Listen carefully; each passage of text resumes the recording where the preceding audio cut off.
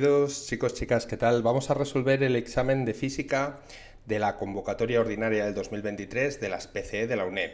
Concretamente este es del Tribunal de Seattle, que por un error se tuvo que repetir y por lo tanto es el examen que habéis hecho algunos, que se llama examen de reserva especial. Bien, vamos a empezar con la parte de test en este vídeo. Y bueno, pues como ya sabéis eran 15 preguntas, vosotros teníais que responder solamente a 10. La primera dice así: considérese dos planetas, A y B, con la misma masa, siendo el planeta B más pequeño que el planeta A, es decir, RB, el radio del planeta B, es más pequeño que el radio del planeta A. Nos dicen que se verifica que hacen falta más datos para poder saber en la superficie de qué planeta es mayor la aceleración de la gravedad. La aceleración de la gravedad en la superficie del planeta A es mayor que en la superficie del planeta B, o la aceleración de la gravedad en la superficie del planeta A es menor que en la superficie del planeta B. Bueno, pues como veis nos piden que comparemos las gravedades, ¿vale? Entonces vamos a ver.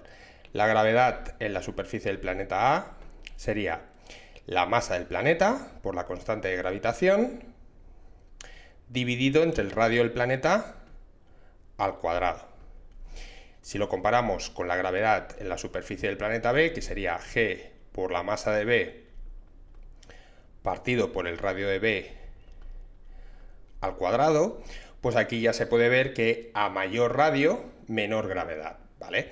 También lo podéis hacer de otra manera, comparando gravedades, es decir, haciendo el cociente de las dos, ¿vale? Bien, yo pongo G, masa A, radio A al cuadrado, pongo G, masa B, radio B al cuadrado. Y ahora fijaros que como las masas son iguales, yo puedo simplificar estas masas, puedo simplificar la constante de gravitación y me quedaría el radio B dividido entre el radio A todo elevado al cuadrado. Pero como sabemos que el radio B es más pequeño que el radio A, pues esto necesariamente va a ser un numerito más pequeño que 1. Y de aquí, pues la consecuencia es que la gravedad sobre el planeta A es menor que la gravedad sobre el planeta B. Bien, entonces si mirabais las opciones, la aceleración de la gravedad en la superficie del planeta A es mayor, pues vemos que esto es falso. La primera obviamente era falsa y la última, la aceleración de la gravedad en la superficie del planeta A es menor que en la superficie del planeta B, es correcta, ¿vale? Por lo tanto aquí teníais que marcar la C. Muy bien, pues ya tenemos la primera. Como veis, yo lo he encontrado relativamente sencillo el test, ¿vale? Comparado con otros. Vamos a ver la pregunta 2. Nos dicen aquí que tenemos dos satélites A y B que se encuentran en órbitas circulares alrededor del mismo planeta. El radio de la órbita del satélite A es el doble que la del satélite B.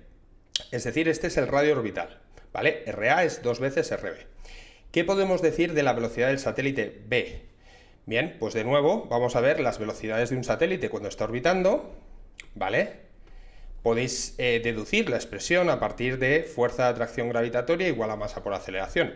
Si os sabéis directamente la expresión, pues aquí os pongo cómo quedaría. Esto sería la constante de gravitación por la masa del planeta dividido entre el radio de la órbita, ¿vale? Vamos a ver de dónde sale esta expresión, ¿vale? Para que lo tengáis claro. Fuerza de atracción gravitatoria es la masa de cada satélite por su aceleración, y su aceleración es la velocidad al cuadrado partido por el radio. Si yo pongo lo que vale la fuerza de atracción gravitatoria, sería G, masa del planeta, masa del cuerpo, radio cuadrado. Vale, pues de aquí las masas se van, y uno de estos radios se va con uno de estos. Entonces de aquí me queda esta expresión que os he puesto, ¿no?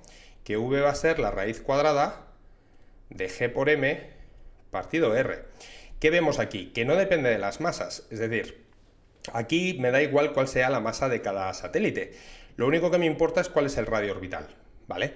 Entonces, bueno, pues fijaros que a partir de estas expresiones yo me puedo calcular las velocidades orbitales de cada uno de los dos planetas, bueno, de los dos satélites, G por M partido por RB, y aquí si queríais podíais dividir, ¿vale? Podíais hacer, por ejemplo, VB dividido entre VA, para tener una expresión que sea, aquí tendríais raíz cuadrada de G por M RB. Y aquí tendríais raíz cuadrada G por M RA. Fijaros, gm se me va y me queda la raíz cuadrada, al numerador pasaría RA y en el denominador quedaría RB. Y ahora podéis poner lo que vale esta condición, ¿no? Que RA es 2 veces RB. Con lo cual, si RA es 2 veces RB, aquí tenemos 2 veces RB entre RB. O lo que es lo mismo, la raíz de 2. ¿Vale? ¿Qué quiere decir esto? Bueno, pues quiere decir que la velocidad del satélite B era la raíz de 2 veces la velocidad del satélite A. Vale, y una vez tenéis esta expresión, pues ahora es cuestión de mirar de las opciones cuál es la correcta. Aquí me decían, ¿qué podemos decir de la velocidad del satélite B? ¿Es el doble que la del satélite A? No, no es el doble, es raíz de 2. Raíz de 2 es un poquito más pequeño que 2. ¿Es mayor que la del satélite A, pero no llega a ser el doble? Efectivamente, es un poquito más grande, pero no llega a ser el doble. ¿Es mayor que la del satélite A, pero no podemos saber cuánto mayor es sin conocer la masa de ambos? Falso, ¿vale? Por lo tanto era la B, ¿vale? Es mayor, pero no llega a ser el doble. Muy bien, pues ya tenemos la segunda. Como veis es mucho de relacionar, como siempre, ¿vale? Vamos con la 3. Aquí sí que tenéis que hacer algún cálculo, pero bueno, era un cálculo bastante fácil. Consideremos el sistema Tierra-Luna como si fuera un sistema aislado. Si suponemos que la Luna orbita a la Tierra siguiendo una órbita circular, sabiendo que el periodo lunar, periodo de la Luna, es de 27,32 días, bueno, ya sabéis que trabajar en días no es sistema internacional, por lo tanto, pues esto lo teníamos que pasar a segundos. Un día son 24 horas, ¿vale? Y una hora son 3.600 segundos, ¿vale? Bueno, pues me voy a hacer este cálculo en primer lugar, que no lo he hecho, 27,32 por 24 por 3.600. Bien, pues si dejabais esto en segundos o lo podíais aproximar, que tampoco vendrá de aquí, ¿vale? Pues os daría con 2 decimales 2,36 por 10 elevado a 6 segundos, ¿vale? Ya tenemos el periodo en segundos. Ahora, ¿qué más dice? ¿Cuál es aproximadamente el radio orbital de la Luna? Y nos daban como datos la constante de gravitación universal y la masa de la Tierra. Bueno, pues vamos a plantearlo. Tenemos que la fuerza de atracción gravitatoria que hace la Tierra sobre la Luna va a ser igual a la masa de la Luna, por su aceleración normal. En este caso, la aceleración normal me interesa dejarla en función del periodo, así que vamos a utilizar omega cuadrado por el radio, ¿vale? Y el radio es lo que nos estaban pidiendo, ¿vale? Bien, ya sabéis que el omega, que es la velocidad angular, es 2pi partido por el periodo. Bueno, pues todo esto al cuadrado por el radio, ¿vale? Ahora ponemos lo que vale cada cosa, g, aquí tendríais la masa de la Tierra, la masa de la Luna, y dividido entre el radio de la órbita al cuadrado.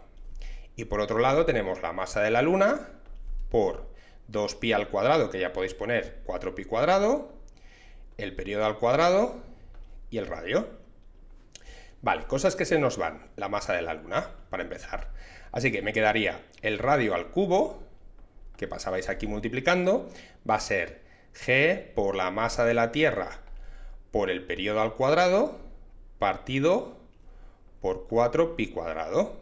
Y de aquí viene la expresión, que también podéis utilizar si queríais directamente la tercera ley de Kepler, que el radio va a ser la raíz cúbica, esto es una raíz cúbica, de g, masa de la Tierra, periodo cuadrado, y aquí tendríais un 4pi al cuadrado.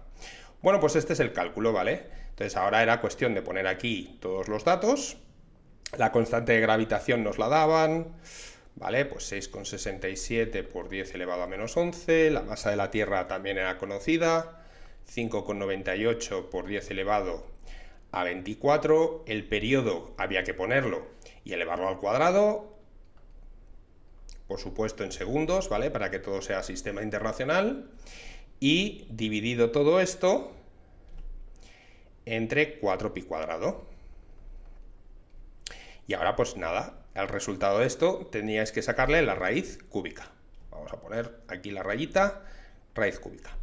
Vale, perdón, pues venga, vamos a hacer este cálculo, esto al cuadrado, 5,98 por 10 elevado a 24, por 6,67 por 10 a la 11 menos, Todo esto entre 4 y entre pi elevado al cuadrado. Y al resultado había que sacarle la raíz cúbica. Pues la raíz cúbica. Bien. Bueno, pues os hacíais este cálculo, aproximadamente os iba a dar un radio de 383,25 por 10 elevado a 6 metros, que ya veis que esto es, pues si lo poníamos en kilómetros como pone aquí, unos 383.000 kilómetros de radio. Por lo tanto, aproximadamente el resultado que os tenía que dar pues era la B, ¿vale? Muy bien, pues este era de los pocos donde había que hacer algún cálculo así un poquito más largo. El resto eran sobre todo aplicar relaciones, ¿vale? Venga, vamos con el 4. Dos objetos A y B orbitan a la misma distancia el mismo planeta. Si la masa del objeto A es el doble que la del objeto B, masa A es 2 veces masa B, se cumplirá que los periodos de sus órbitas serán iguales, el periodo de la órbita del objeto A será la mitad que el periodo de la órbita del objeto B, o el periodo de la órbita del objeto A será el doble que el periodo de la órbita del objeto B. Bueno, vamos a ver. Nos están pidiendo, como veis aquí, orbitan a la misma distancia. Es decir, los radios orbitales son iguales. Si los radios orbitales son iguales, van a tener el mismo periodo, porque van a tener la misma velocidad, ¿vale? Eso lo podíais ver de muchas maneras. Por ejemplo, volviendo a aplicar lo que hemos visto antes, fuerza de atracción gravitatoria era la masa de cada planeta, ¿no? O de cada cuerpo que orbitaba por su aceleración.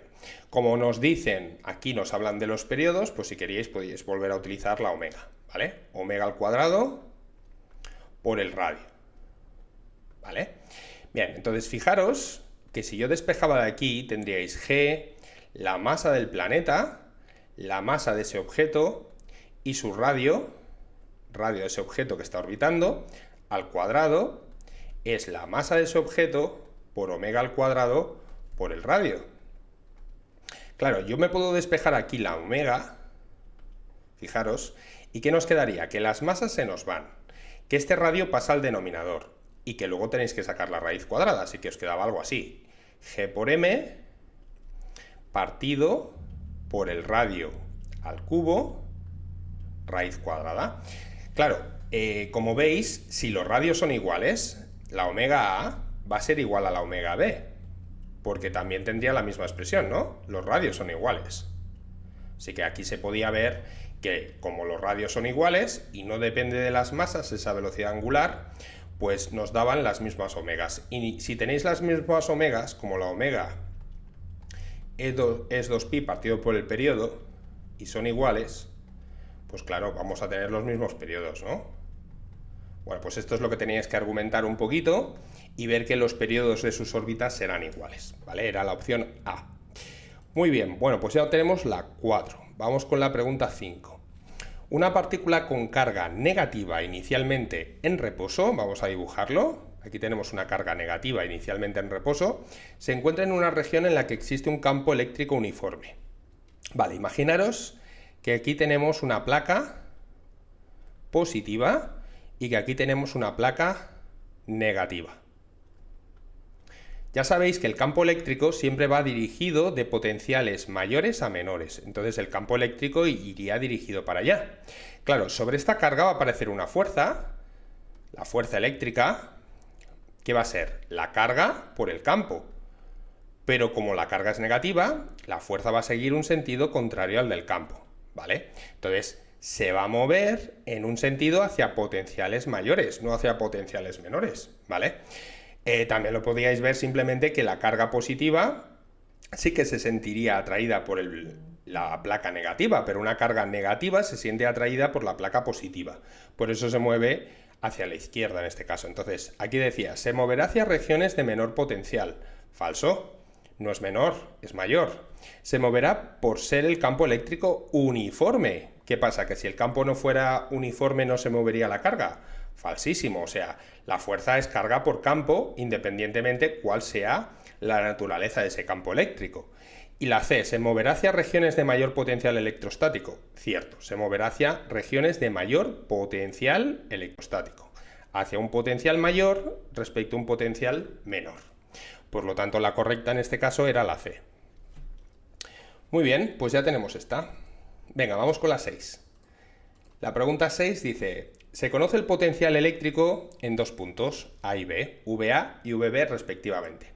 Llevamos una carga Q desde el punto A hasta el punto B. El trabajo realizado por el campo durante ese desplazamiento es, bueno, pues el trabajo para llevar una carga desde el punto A hasta el punto B, como sabéis, si es un campo eléctrico, es conservativo, es menos la variación de la energía potencial, que podéis escribir como menos la carga que queréis llevar por la diferencia de potencial.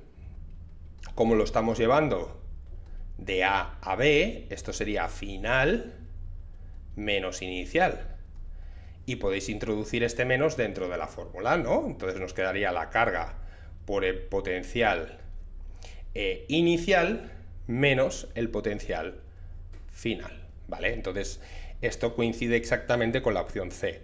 La A era falsa porque estaba al revés y la B, este 2 no pinta nada aquí, por lo tanto falsa también, ¿vale?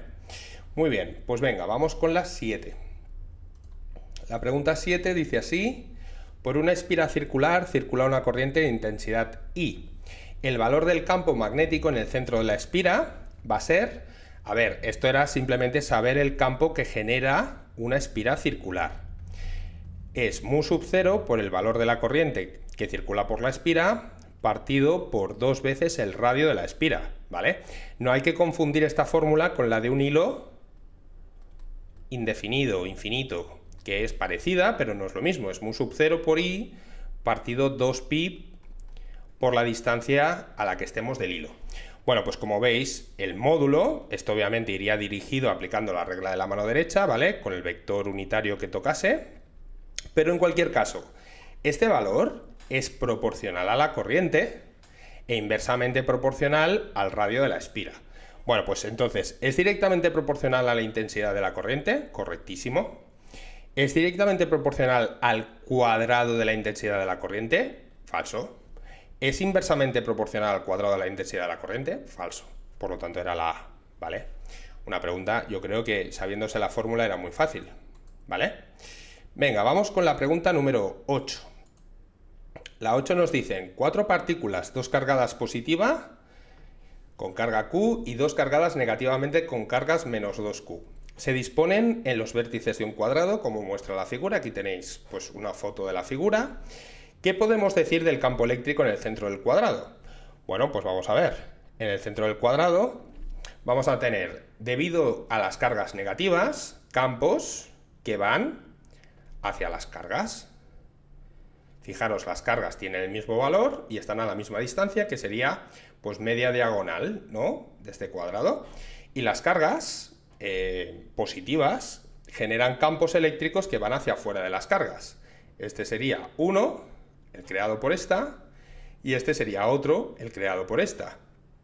Pero todos estos vectores son igual de largos porque están generados por las mismas cargas y estaban a las mismas distancias, así que este se cancelaría con este se cancelaría con este, y acabaríais teniendo un campo eléctrico en el centro del cuadrado nulo.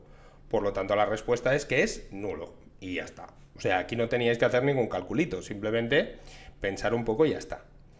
Venga, vamos con la siguiente, la pregunta 9. Vale, para mí esta estaba mal planteada, bueno, mal preguntado, no sé. Esto uno tiene que ser un poco más concienzudo, ¿vale? Porque dice que en la pista de aterrizaje y a una distancia de 20 metros de un avión, detectamos una intensidad sonora en decibelios de 130 dB. La intensidad de la onda generada por el avión es generada ¿dónde? Porque la intensidad es algo relativo a la distancia. Entonces aquí yo estoy suponiendo que me siguen hablando de una distancia de 20 metros, porque es que si no la pregunta no tiene sentido, ¿vale? Bueno, pues en cualquier caso me estaban diciendo cuál es la intensidad relacionada con un nivel sonoro de 130 decibelios, y esta distancia no la necesitábamos para nada.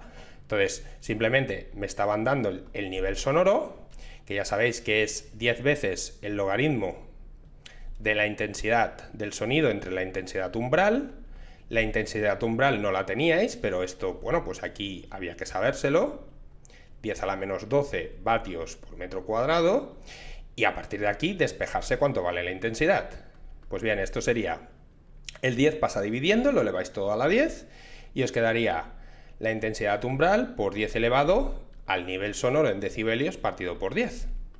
Bueno, pues esto es 10 elevado a menos 12 por 10 elevado a 130 partido por 10, o sea, a 13. Como veis, da 10. ¿10 qué? Vatios metro cuadrado. Así que la respuesta era la A, pero ojo, porque esto para mí no está bien preguntado. O sea, os tendrían que decir ¿dónde? ¿Dónde? ¿A 20 metros? ¿A 10 metros? ¿A 5 metros? ¿A 40 metros? No lo sabíamos. Entonces aquí, claro, a falta de más datos, había que presuponer que se referían a cuánto valía la intensidad de la onda generada por el avión a la misma distancia, porque si no, pues obviamente no se puede saber. Muy bien, bueno, pues ya lo tenéis. Vamos con la pregunta 10. La pregunta 10 dice, la velocidad de una onda unidimensional, ¿vale? Esta es la velocidad a la que se está propagando la onda, son 346 metros partido por segundo. Su número de onda, K, son 6 metros a la menos 1. ¿Qué sabemos? Bueno, sabemos que la velocidad de propagación, entre otras fórmulas, se puede calcular como omega partido K. Así que yo a partir de estos datos puedo calcularme omega, y omega que es 2pi partido por el periodo. Con lo cual, si relacionabais estas cosas, esto sería v por k, y el periodo sería simplemente pues 2pi partido por la velocidad de propagación por el número de onda. Bueno, pues esto es lo que yo he hecho, ¿no? 2 por pi partido por la velocidad, 346. Lo multiplicabais por 6 y esto os tiene que dar el periodo en segundos. Vale, pues multiplicando 2 por pi, lo dividís entre 346 y lo dividís entre 6, y os va a quedar un valor de 0,003 aproximando, ¿vale? Segundos, obviamente segundos, ¿vale? Entonces, como veis, pues nada, era la opción B, facilita de calcular, pregunta de ondas muy sencilla. Vamos con la siguiente. La siguiente es la pregunta 11. Sea una lente delgada convergente de distancia focal 20 centímetros, se coloca un objeto a una distancia de 10 centímetros de la lente, su imagen.